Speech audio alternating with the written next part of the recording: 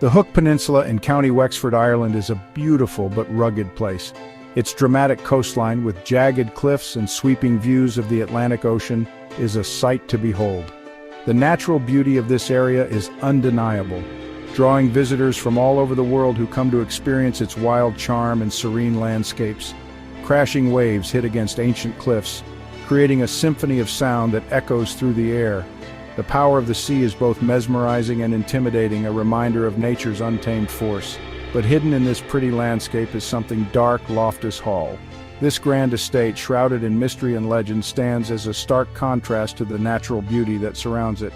This big Gothic mansion with its dark windows and windswept front has lots of stories about sadness and fear.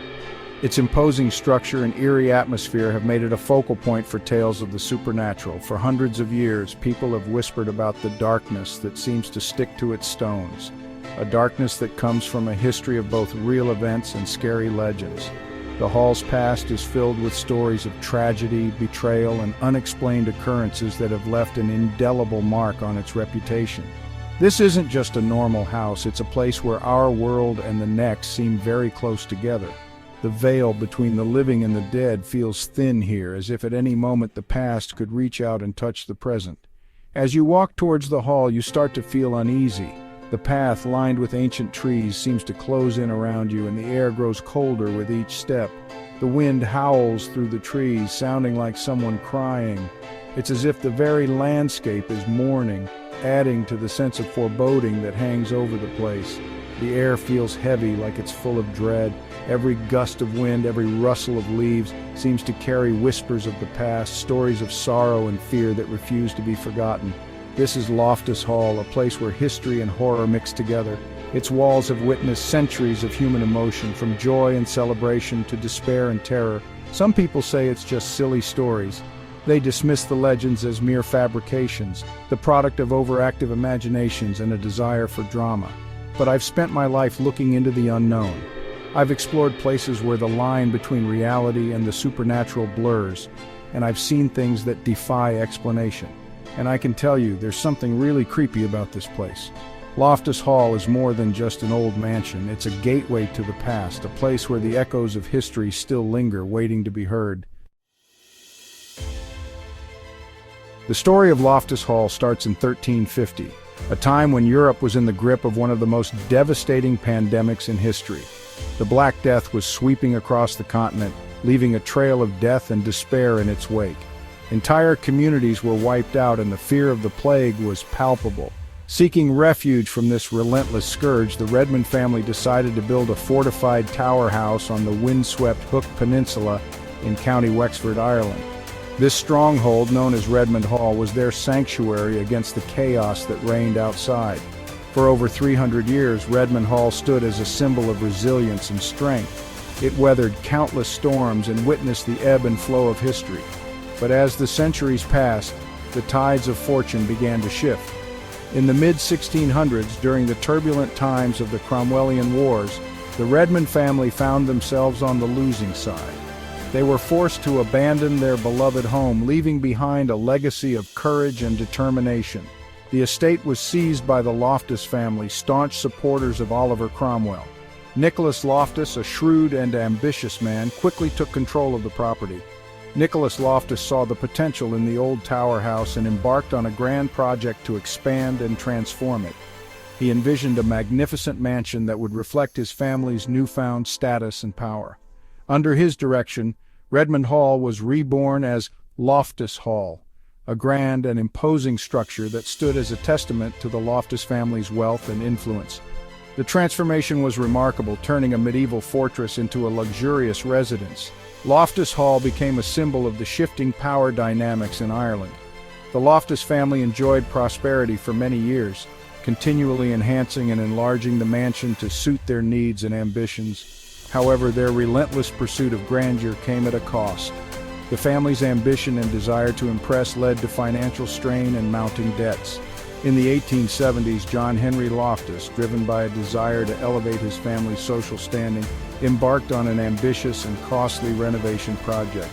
He dreamed of hosting Queen Victoria herself at Loftus Hall. The renovations were extensive, transforming the mansion into a Victorian masterpiece. Lavish ballrooms, ornate furnishings, and grand staircases were added, all in the hope of impressing the royal guest.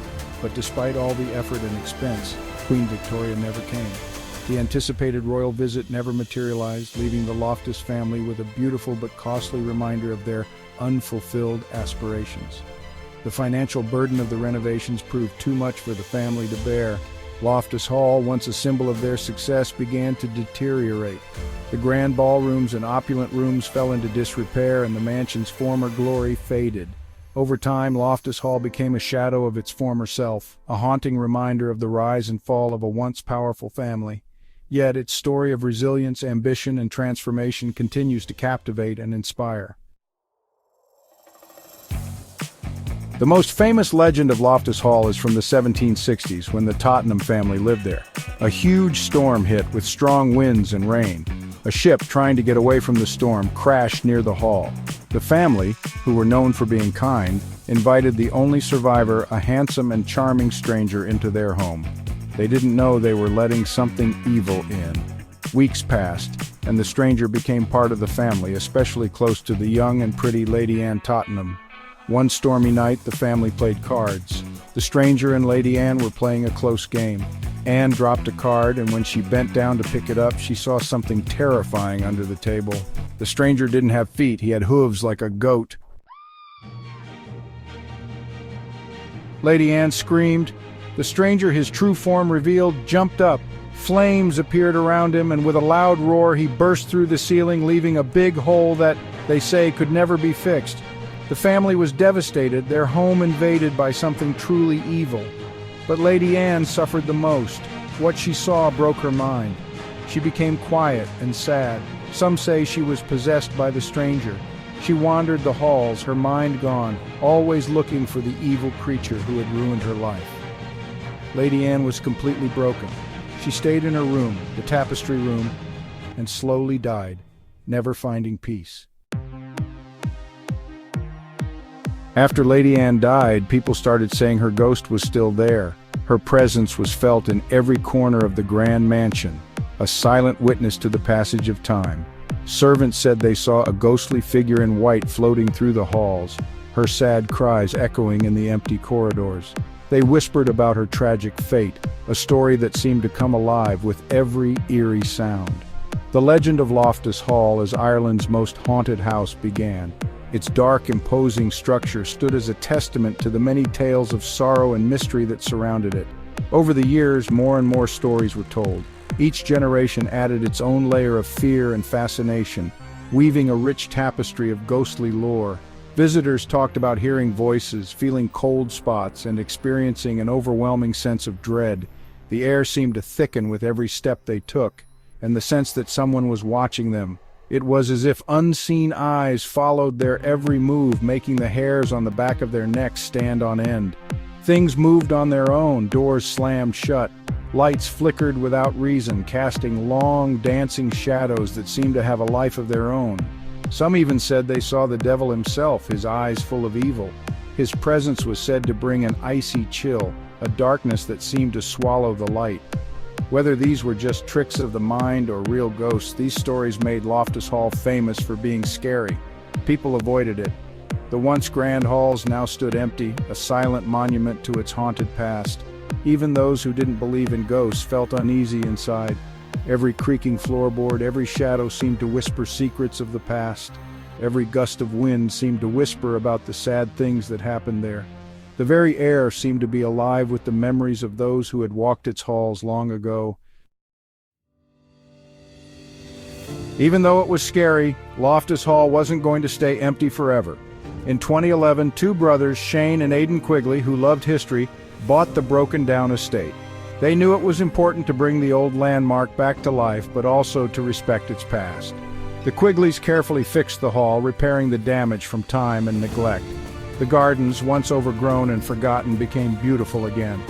In 2012, Loftus Hall opened to the public, offering tours that showed its interesting history. In 2021, a new chapter began for Loftus Hall when the Press Up Hospitality Group bought it. They own lots of fancy hotels, and they saw how special this historic place was. They wanted to make Loftus Hall a really special hotel, a place where guests could experience history, luxury, and maybe even a ghost or two. The renovations were big, mixing the hall's old style with modern things. Fancy beds, special furniture, and beautiful views of the ocean made it a very luxurious place to stay. A spa, a gym, and big rooms for events made sure everyone had what they needed. But the big question was, what would they do about the hall's spooky reputation? Turning Loftus Hall into a fancy hotel was tricky. They had to keep its spooky history while also making it a nice place for guests. The press-up group knew this was difficult, so they were very careful. We don't know yet how much they'll focus on the ghosts, but there are rumors of spooky things planned. They might have a special haunted card room where guests can play poker. And what about Lady Anne's tapestry room? Will it be left as it is, or will it become a fancy suite with just a small reminder of its sad past? We'll have to wait and see. Loftus Hall is still a mystery. It's a place where the past and the future meet. Whether you like history, beautiful buildings, or ghost stories, Loftus Hall is an interesting place. Maybe inside those old walls, history and ghosts aren't so different after all. One thing is for sure, the stories of Loftus Hall will always be exciting. And as the new hotel opens its doors, we have to wonder, will guests find luxury, history, or something more? The answer, like the ghosts of Loftus Hall, is hidden in the shadows waiting to be found.